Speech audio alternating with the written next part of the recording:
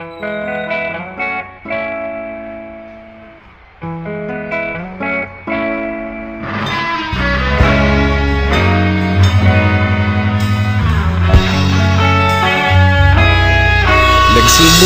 ang lahat sa eskwela, nagsama-samang 12 sa kalokohan at sa tuksuhan, hindi maawat sa isa't isa. Madalas ang standby sa cafeteria, isang barkada na kay saya. Laging may hawak-hawak na gitara, konting udyok lamang kakanta na. Kay simple lamang ng buhay noon, walang mabibigat na suliranin. Problema lamang laging kulang ang datong.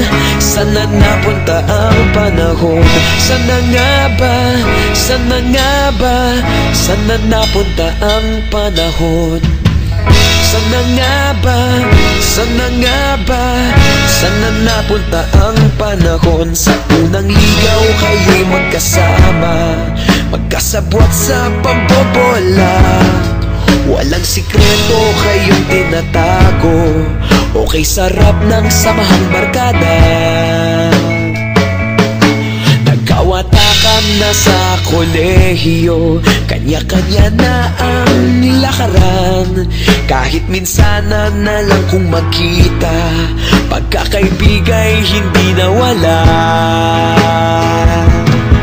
At kung saan na napadpad ang ilan, sa dating eskwela meron ding naiwan. Meron pa ng mga ilang nawala na lang, nakakamiss ang dating samahan. Sana nga ba? Sana nga ba? Sana nga bang barkada ngayon? Sana nga ba? Sana nga ba? Sana nga bang barkada ngayon?